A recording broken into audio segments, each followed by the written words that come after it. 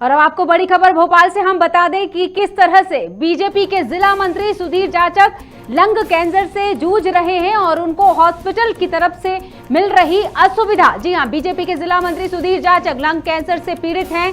Tata hospital Mumbai से उनका इलाज चल रहा है।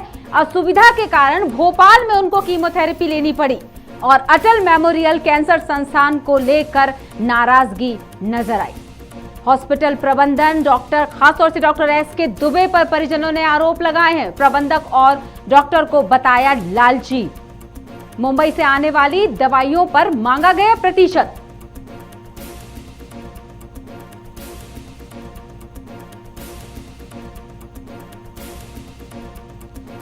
तस्वीरों में हम देख सकते हैं बीजेपी के जिला मंत्री सुधीर जाचक लंग कैंसर से पीड़ित हैं। उनका इलाज मुंबई के टाटा हॉस्पिटल में चल रहा है, लेकिन कीमोथेरेपी उन्होंने भोपाल से ली, जहां उन्हें असुविधाओं का सामना करना पड़ा। हॉस्पिटल प्रबंधन और डॉक्टर एस.के. दुबे पर आरोप लगाते नजर आए परिजन।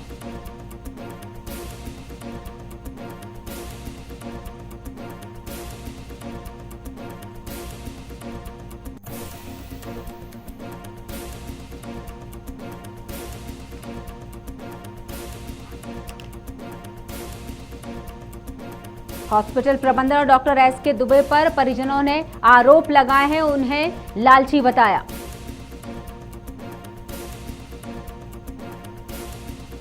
पूरा प्रोटोकॉल और दवाइयां मुंबई से ही आती हैं।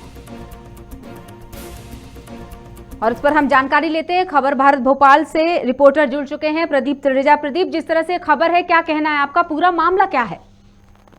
देखिए, बिल्कुल भारतीय जनता पार्टी के जिला मंत्री हैं सुधीर जाचक, जिनका लंग्स कैंसर का इलाज जो है बॉम्बे के टाटा मेमोरियल हॉस्पिटल में चल रहा है। क्योंकि टाटा मेमोरियल हॉस्पिटल में जब इनका पूरा इलाज चला तो पूरी दवाइयों का जो प्रोटोकॉल होता है या जो वहाँ के मेडिसिन जो भी रहती है या इलाज जो भी रहता है वहाँ के प्रोटोकॉल के बिहाफ पे चलता है। लेकिन लगातार चूंकि इस समय जैसे प्रदेश के अंदर कोरोना की जो फिर से लहर तीसरी की संभावना जता रही है, साथ साथ महाराष्ट्र इस समय कहीं ना कहीं हॉट स्पॉट बना, ओमिक्रॉन जैसी बीमारियां भी जो है वो वहां पर देखी जा रही है। तो इस मामले को देखते हुए वहां के डॉक्टरों से जब इनकी पत्नी जो वंदना जाटक है, जो भारतीय जनता पार्टी में भी अच्छे सर्वोच्च पद पर है, उनके द्वारा जब वहां के टाटा मेमोरियल के डॉक्टरों से चर्चा की गई तो उनका ये कहना था कि आप जो है राजधानी भोपाल के एक ऐसी हॉस्पिटल में इनका अपने हस्बैंड का कीमो करवा लीजिए, बाकी मेडिसिन की जो उपलब्धता है वो आपके ऊपर आपके साथ बात कर दी जाएगी। जब ये वंदना जाटक अपने पति सुधीर जाचक को जब लेकर के अटल मेमोरियल हॉस्पिटल जो कि 1100 क्वार्टर के सामने है, वहाँ डॉक्टर एस.के. दवे से मिलते हैं। Doctor S K. दवे के द्वारा उनको ये जब कीमो करने से पहले सिटी स्कैन करने की बात कहते हैं। जब वंदना जाटक कहती है कि हमारे पास जो सिटी स्कैन है वो हम किसी एक निजी संस्थान को उन्होंने नाम लिया है, उस निजी संस्थान से करवाने की उन्होंने बात कही। लेकिन हॉस्पिटल प्रबंधन के जो डॉक्टर हैं, डॉक्टर एस.के. दुबे, उनके द्वारा उनके बताए हुए स्थान पर सिटी स्कैन करवाने की बात उनसे कही जाती है। तो इस तरीके का जो ये पूरा मामला है लगातार इस प्रकार देखा जा रहा है। लेकिन साथ में मामले में बात तब हुई जब सिटी स्कैन की रिपोर्ट आ जाती है और 27 दिसंबर को कीमो की तारीख भी तय कर दी जाती है, जिसके एवज में उनसे 5,000 रुपए की जो राशि है वो वहां पर जमा करवाई जाती है। इसके बाद जो कीमो की 3 साइकिल की जो दवाइयां होती है, जो पूरी जो पद्धति में रहती है, जब महिला के द्वारा जो वंदना जाटक है उनको पहले ही डॉक्टर के द्वारा हर चीज बताई जा चुकी होती है कि मेडिसिन जो है हमारी टाटा मेमोरियल के पास से आती है और लगातार और टाटा मेमोरियल से ही जो है हमें प्रिस्क्रिप्शन जो है वहां पर दिया जाता है।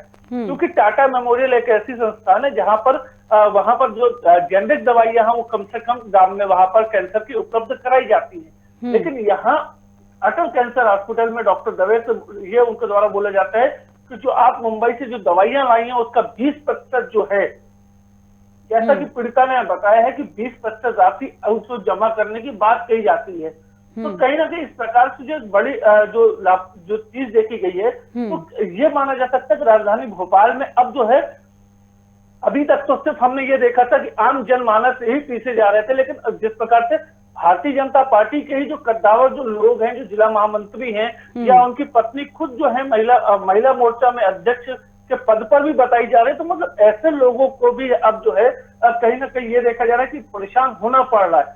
तो स्पष्ट ये बात मानी जा सकती है कि मध्य प्रदेश में तो शिवराज सिंह चौहान लगातार ये कहते हैं कि प्रदेश में जो दवाइयों की उपलब्धता हो, चाहे किसी प्रकार के इलाज को, कोई कोताही नहीं बरती जाएगी।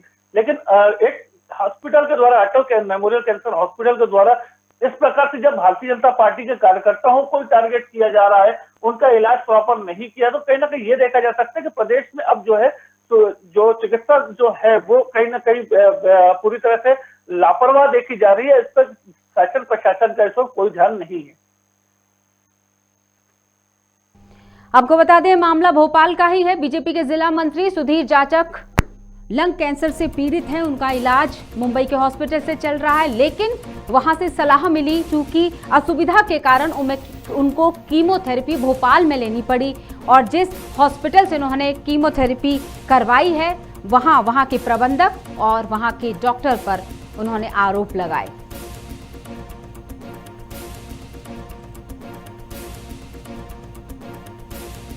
हॉस्पिटल प्रबंधन डॉक्टर एस.के. दुबे पर परिजनों ने आरोप लगाए हैं। पूरा प्रोटोकॉल और दवाइयां मुंबई से ही आती हैं बताया गया है, और असुविधा के कारण कीमो वहां नहीं दिया जा सकता था, इसलिए वहां से सलाह मिली कि भोपाल में ही कीमोथेरेपी करवाई जाए। अटल मेमोरियल कैंसर संस्थान जो 1100 क्वार्टर भोपाल में ही स्थित है, वहां पर डॉक्टर एस.के. दुबे से परिजन मिले और उन्होंने सीटी स्कैन करवाने के लिए कहा। उनके बताए गए सेंटर पर सीटी स्कैन भी करवाया गया और कीमो की तारीख भी तय की गई। लेकिन जब वे वहां पहुंचे तो उन्होंने पहले से 5,000 रुपए जमा करवा लिए।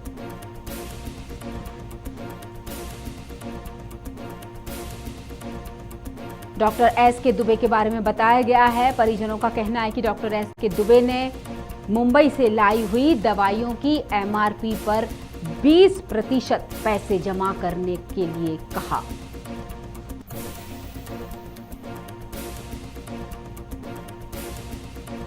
यानी ये स्पष्ट था कि अगर उनकी कही गई बात, दुबे जी की कही गई बात को ये स्वीकार नहीं करते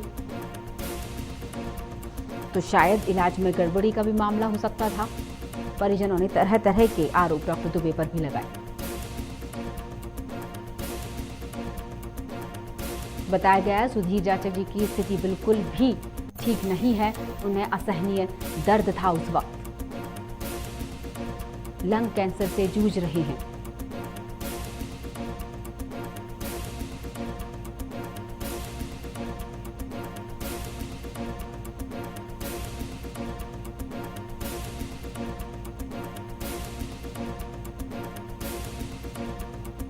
प्रबंधन और डॉक्टर को लेकर परिजनों की नाराजगी।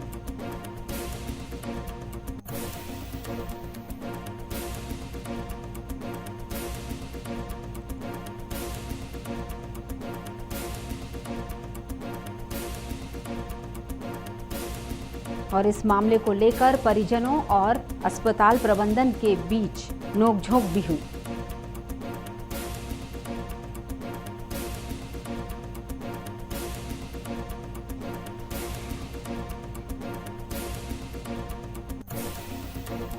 आपको बता दें, भोपाल के अटल मेमोरियल कैंसर संस्थान का ये मामला बताया गया है, जहां लंग कैंसर से जूझ रहे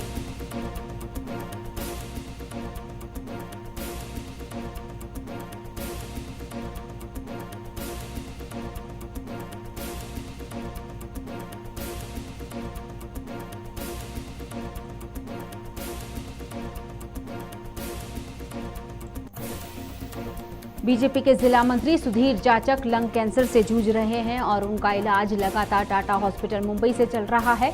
लेकिन भोपाल के एक अस्पताल में उनकी कीमोथेरेपी की गई, जिसको लेकर ये पूरा विवाद खड़ा हुआ। अस्पताल प्रबंधन और डॉक्टर दुबे के प्रति परिवारजनों की नाराजगी देखने को मिली। अटल मेमोरियल कैंसर संस्थान को लेकर नाराजगी परिजनों ने बताई कि किस तरह से अस्पताल प्रबंधन और डॉक्टर दुबे ने उनसे मुंबई से आने वाली दवाइयों पर प्रतिशत मांगा।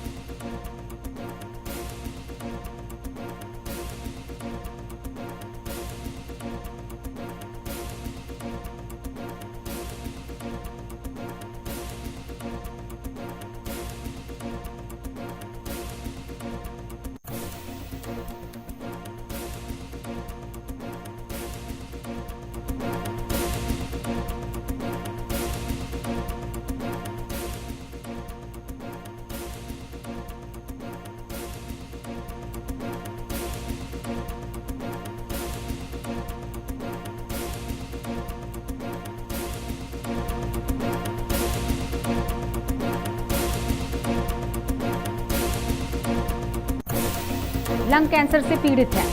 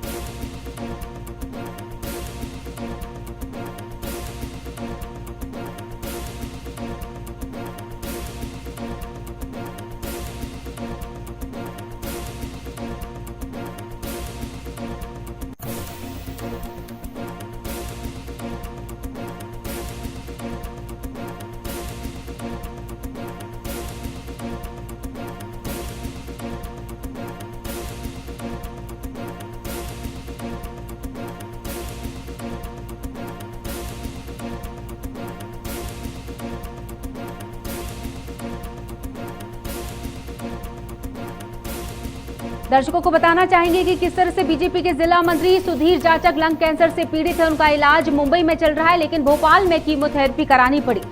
अटल कैंसर हॉस्पिटल में का ये मामला है और इसके साथ ही हम कई लोगों से संपर्क करने की लगातार कोशिश कर रहे हैं हमारी टीम, तो ना ही वहां के डॉक्टर्स ने फोन उठाया और ना ही किसी जनप्रतिनिधि ने फोन उठाया। आपको बताना चाहेंगे स्वास्थ्य आयुक्त सुदामा खाड़े को भी हमने संपर्क किया, लेकिन उन्होंने फोन नहीं उठाया।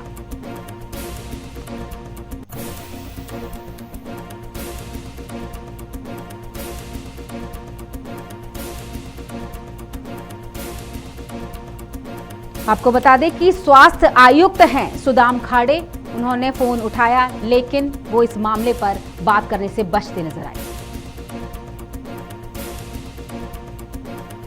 पीड़ित की पत्नी वंदना जाचक हैं, जो कि खुद बीजेपी महिला मोर्चा अध्यक्ष भी हैं।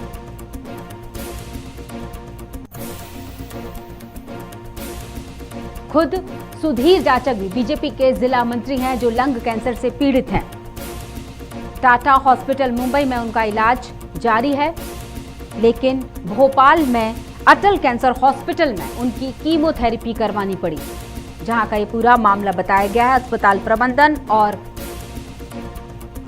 डॉक्टर दुबे पर परिजनों ने आरोप लगाए हैं।